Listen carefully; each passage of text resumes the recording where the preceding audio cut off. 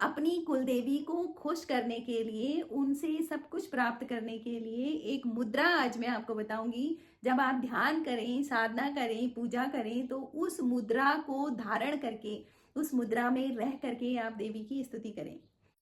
इस मुद्रा को 5 मिनट तक, 21 दिनों तक लगातार आपने किया, देवी की स्तुति की, तो आप समझ लीजिए कि आपके घर में किसी तरह की कोई समस्या नहीं रहेगी।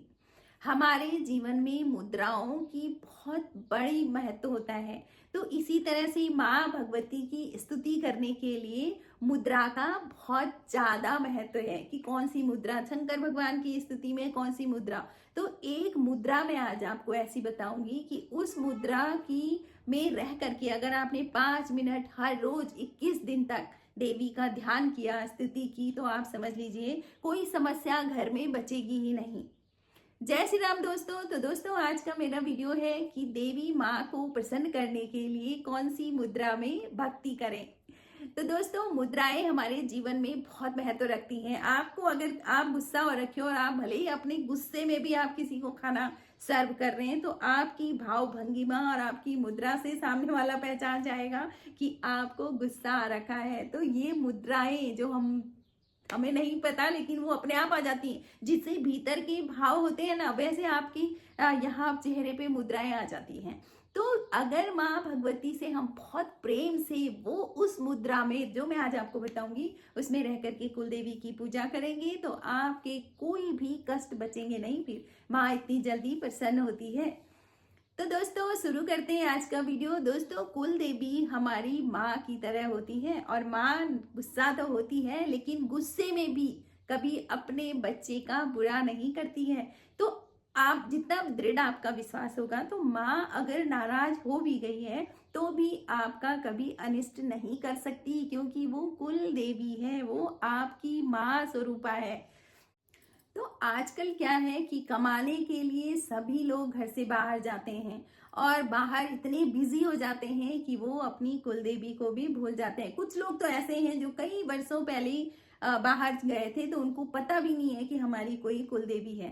तो लेकिन कोई बात नहीं, अगर आप भूल भी रहे हो तो उसके लिए भी मैंने एक वीडियो डाला था कि जो आपको करना है कि आपकी कुलदेवी आपको सपने में दर्शन देगी कि आपकी कुलदेवी कौन है।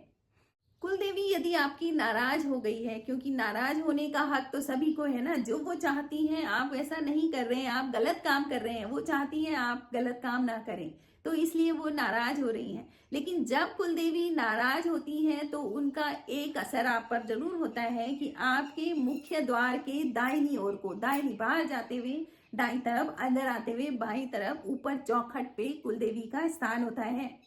अगर आपकी कुलदेवी नाराज है तो नकारात्मक शक्तियां आपके अंदर प्रवेश होती रहेंगी, क्योंकि वो नाराज है। वो आपको लेसन देना चाहती हैं कि तुम मेरी बात नहीं सुन रहे हो, नहीं समझ रहे हो, गलत रास्ते पर हो। तो आपको देखो, माँ बाप भी लेसन देना चाहते हैं अपने बच्चों को, ऐसी कुलदेवी भी लेसन देना चाहती है।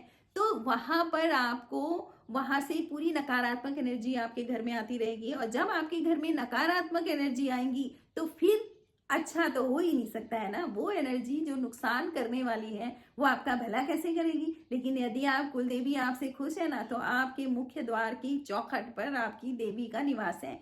कोई भी गलत एनर्जी वाला या कोई नकारात्मक एनर्जी आपके घर में प्रवेश कर ही नहीं सकती है। यदि आपके घर में नकारात्मक शक्तियां प्रवेश कर जाती हैं तो मैं नंबर वाइज आपको बताती हूँ कि फिर क्या क्या होता है। यदि नकारात्मक शक्ति आपके घर में प्रवेश कर गई तो सबसे पहले वो उत्पाद मचाती है, पतन करती है, यानी आपका उत्थान नहीं करेगी। छोटी छोटी बातों में आपके घर में झगड़े होते रहेंगे, मनमुटाव रहेंगे, एक दूसरे की तरफ को एक दूसरे का साथ नहीं देगा कोई, बल्कि एक दूसरे की टांग खींचेंगे। घर में भी असफलताएं आएंगी। आप कोई भी काम करोगे, आपके काम में असफलताएं रहेंगी। वंश वृद्धि में भी रुकावट करती है। आपके बच्चों की शादियां होने में बहुत मुश्किल हो जाती। देखिए, सबसे महत्वपूर्ण काम होता है जो लोगों ने अब दूसरे नंबर पर रख दिया है।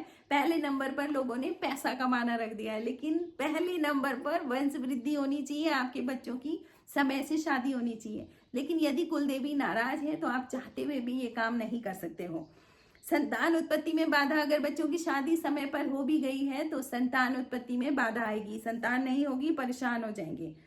किसी भी देवता का आप अपनी कुलदेवी, चलो आप सोच रहे हो मुझे किसी और की भक्ति कर लूंगी मैं, तो किसी भी देवता का सानिध्य आपको नहीं मिलेगा अगर आपकी कुलदेवी नाराज है। आपकी माँ नाराज है और आप दुनिया भर में घूम लो, आपको कहीं शांति नहीं मिलेगी। तो कुलदेवी माँ है।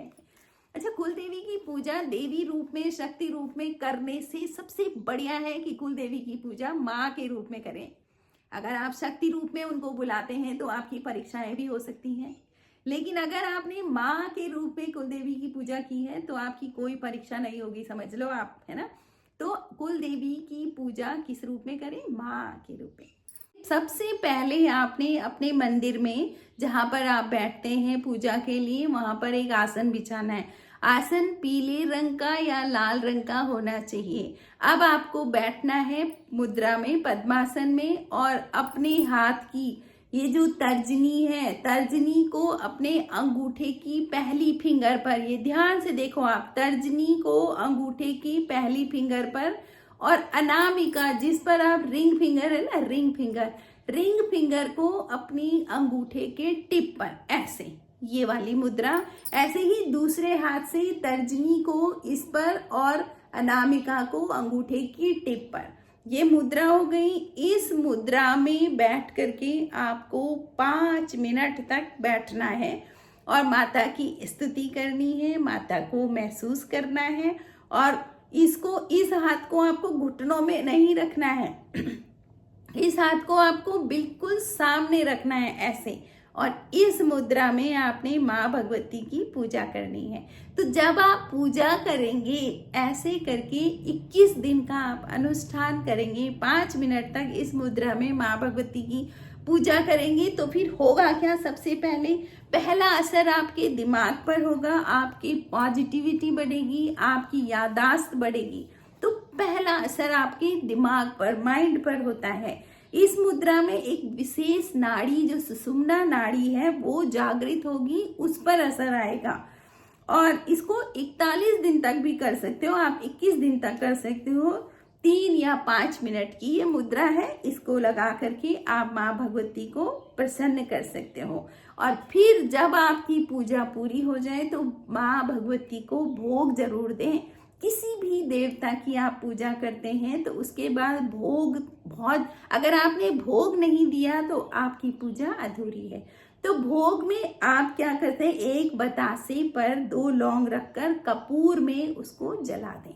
अग्नि में ही भोग जाता है। भगवान को कुछ भी आप दे रहे हैं ना, तो उस भगवान ऐसी नहीं ले लेते हैं। भगवान को अगर आपको कुछ भी खिलाना है तो आप अग्नि में प्रवेश कर दें उसको, क्योंकि अग्नि क्या है? शुद्ध है, शुद्धता है। जो भी भोग होगा उसको अग्नि अपनी तरह का बना देगी, राख, अंगार बना देगी उसको।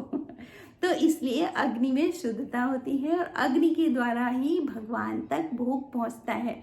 तो एक बतासा 2 लौंग आप किसी कपूर में रख करके, कपूर के एक टुकड़े में उसको जला दें तो वो आपका भोग हो गया। तो आप देवी माता को भोग जरूर दें।